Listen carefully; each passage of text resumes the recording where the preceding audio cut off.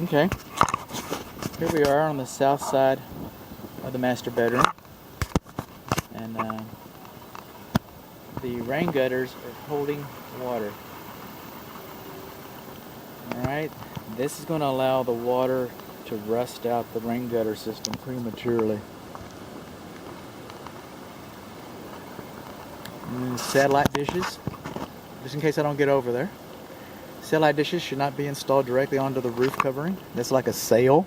The wind will pull that and it'll wreck the decking if it's not installed properly. It's just in that one spot. Just in that one spot. So it's, not a major catastrophe. That's the way every satellite dish I've seen installed. I've got a picture of the bracket they're supposed to use in my report. That's the only place I've ever seen that bracket, was in my report in the class where I learned about that. Over here, see all that rust? That's from the air conditioning system. Okay, so we've had a problem with the evaporator coil at some time. The condensing units are like a year old, so kind of depends on what the equipment looks like in the attic, but we definitely have a history of evaporator coil problems here. With one of them, there's those two secondary drain lines, two emergency drain lines right there.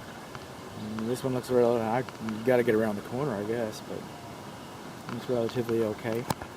Like the others, the siding is in direct contact with the roof covering. This siding looks like it's a recent installation. There's the chimney again. Another angle.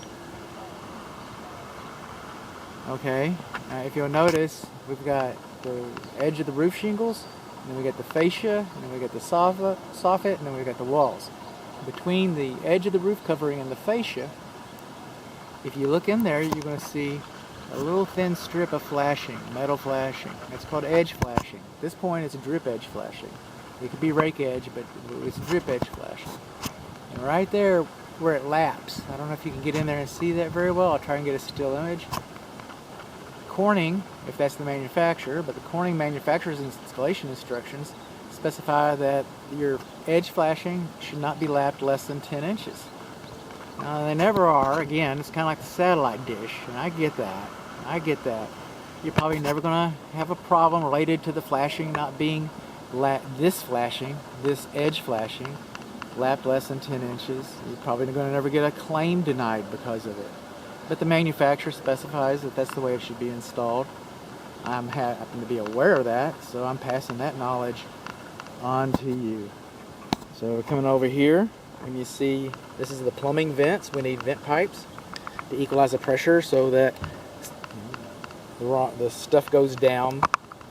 It's kind of like a straw. You put your hand over this and it creates a vacuum, and then your plumbing won't operate properly. So it's open, but when you have these laps like this, coming down like that, that's called stretching. That's the term for that, is stretching. So this is pushing through, it's pushed through this top here. It probably would have never even brought it up if they would bother to paint it, but that's called stretching. As long as it's in good shape, it doesn't look too bad. I probably should have changed this when they changed the roof covering, because the roof covering looks like it's a fairly recent installation. The rain gutters do not look like they were replaced at the same time as the roof covering. Roof covering lasts about 14 years. I mean, that's how long it actually lasts. It's rated for 20, 30, 60, whatever, but it lasts about 14. Rain gutters last about 14.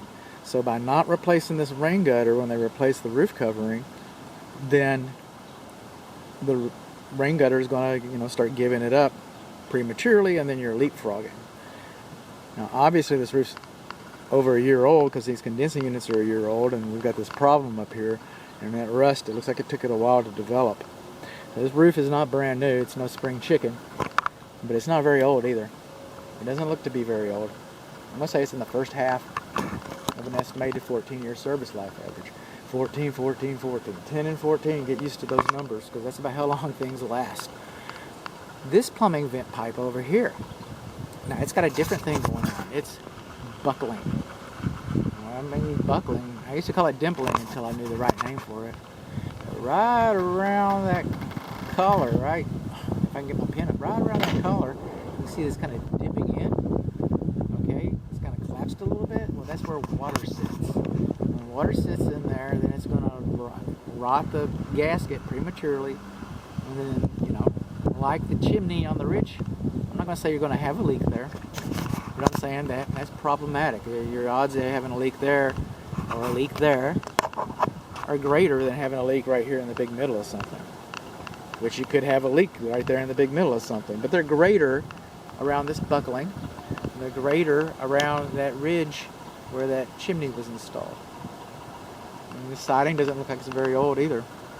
And speaking of siding, kind of go along here. I'll probably get this from the top, from the bottom, from the ground. Alright, I don't know if it's coming into the camera, but those are called butt seams right there where the siding is coming together. And when you have butt seams, you're supposed to have flashing paper beneath that. And I can't tell that there is, or isn't for that matter, but it doesn't look like there is. And then these windows, around this casement, around the windows, okay, at the top here, you're supposed to have, it's called Z flashing. Z flashing.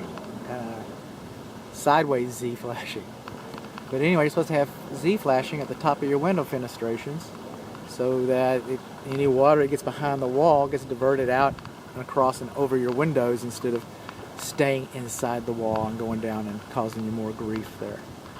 That's about it, unless I find something over there, which I'm going to next. But